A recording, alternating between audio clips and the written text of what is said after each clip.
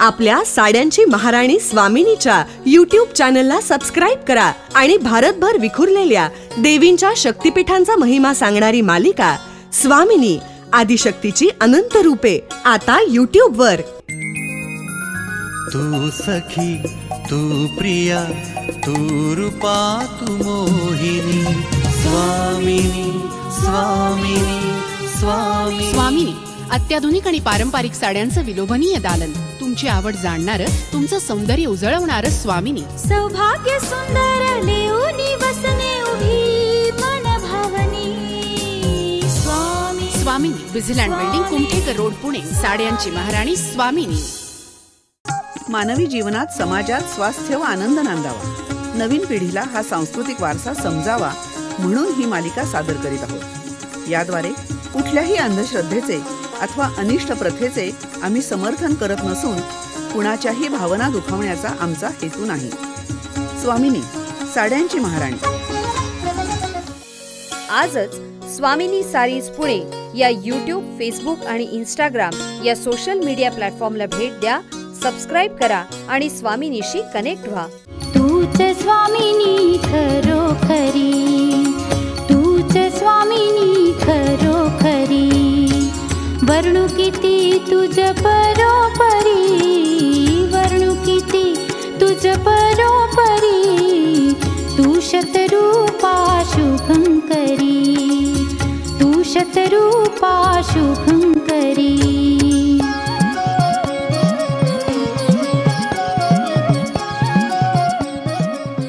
नैमिषारण्य, पृथ्वीवरचं सर्वात पावन क्षेत्र. एकदा सृष्टी निर्मितीनंतर ब्रह्मदेव विश्रांती घेत असताना सारे ऋषीमुनी त्यांच्याकडे गेले आणि त्यांनी विचारलं, हे जगतपिता, पृथ्वीवर सर्वात पवित्र भूमी कोणती? आम्ही जिथे जपजाप्य करावं, तपश्चर्या करावी आणि आयुष्य सार्थकी लावावं अशी कोणती जागा आहे? ब्रह्मदेवांनी तेव्हा एक मनोमय चक्र निर्माण केलं आणि ते म्हणाले, हे चक्र आता मी सोडतो. ते पृथ्वीवर गरगरत जिथवर जाईल तिथवर तुम्ही सगळे जा. ते जिथं थांबेल ती भूमी ही सर्वात पवित्र, समाधान देणारी आणि शांती देणारी भूमी असेल. मग ते चक्र गरगरत निघालं. सगळे तपस्वी त्या चक्रामागे निघाले. चक्र फिरता फिरता एका दाट वनराईत थांबलं. ती वनराजी, ते अरण्य म्हणजे नैमिषारण्य. कुणी असंही म्हणतात की या अरण्यात वासुदेवानं एका निमिषात सर्व दैत्यांचा संहार केला म्हणून हे नैमिषारण्य. आणि कुणी असंही सांगतात की निमिष नावाच्या ऋषींनी पूर्वी त्या अरण्यात तपस्या केली होती म्हणून ते अरण्य नैमिषारण्य. या अरण्याच्या भूमीनं अतिप्राचीन काळापासून कितीतरी रोमहर्षक घटना पाहिल्या आहेत. एकदा दक्ष प्रजापती नैमिषारण्यातल्या ऋषीमुनींना भेटण्यासाठी आले. त्यावेळी तिथे ऋषींचे मेळे तर होतेच, पण काही देवपुरुषही होते. दक्ष प्रजापतींना पाहून सगळेच आनंदित झाले आणि त्यांनी दक्षांची प्रेमानं विचारपूस केली. त्यांच्याकडे दुर्लक्ष करणारा फक्त एक देवपुरुष होता, शिवशंकर. त्यांनी दक्षांकडे लक्षच दिलं नाही. या अपमानाचा सूड म्हणूनच पुढे कणखल क्षेत्रात दक्षांनी यज्ञ केला तेव्हा शिवाचा जाणीवपूर्वक अपमान केला असं सांगतात. रामायण काळातही या पवित्र भूमीवर देवांची पावलं उमटली. रावणवधानंतर लंकेला परतलेल्या रामचंद्रांनी सीता त्याग केला आणि सीता वाल्मिकींच्या आश्रमात जाऊन राहिली. तिथं तिनं 2 जुळ्या मुलांना जन्म दिला, लव आणि कुश. काही काळानं रामानं अश्वमेध यज्ञ केला, तो नैमिषारण्यात. तिथेच लवकुशांकडून त्यांनी त्या मुलांचं जन्मरहस्य ऐकलं. तिथेच वाल्मिकींनी सीता परमशुद्ध असल्याचा निर्वाळा दिला आणि तिथेच सीतेनं अखेर पृथ्वी मातेच्या कुशीत कायमचा आसरा घेतला. आजही भग्न झालेल्या स्थितीतलं जानकी कुंड नैमिषारण्यात त्या करुण कातर भव्य शोककथेची आठवण करून देत मागं उरलंय. अर्थात नैमिषारण्यात असा देवतांचा वास काही काळ झालेला असला तरी आज हे क्षेत्र प्रसिद्ध आहे ते देवी पराशक्तीच्या ललितेच्या मंदिरामुळे. दूरदूरचे भाविक इथे देवीच्या दर्शनाला येतात आणि तिच्या वेगवेगळ्या रूपांची स्तुती गातात. आजच स्वामिनी सारीज पुणे या यूट्यूब, फेसबुक आणि इंस्टाग्राम या सोशल मीडिया प्लॅटफॉर्मला भेट द्या, सबस्क्राईब करा आणि स्वामिनीशी कनेक्ट व्हा. नैमिषारण्य म्हणजे आजचा लखनौ शहराजवळचा निमसर गावाचा परिसर. हा परिसर देवस्थानांनी गजबजलेला आहे.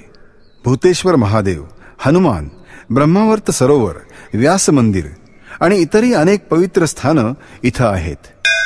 पण गोमतीच्या किनाऱ्यावर असलेलं ललिता देवीचं मंदिर मुख्य मानलं जातं. ललिता देवी म्हणजे रूपधारी पराशक्ती. शक्ती तत्वामध्ये अनेक अवस्था, अनेक पायऱ्या आहेत असं मानलं जातं.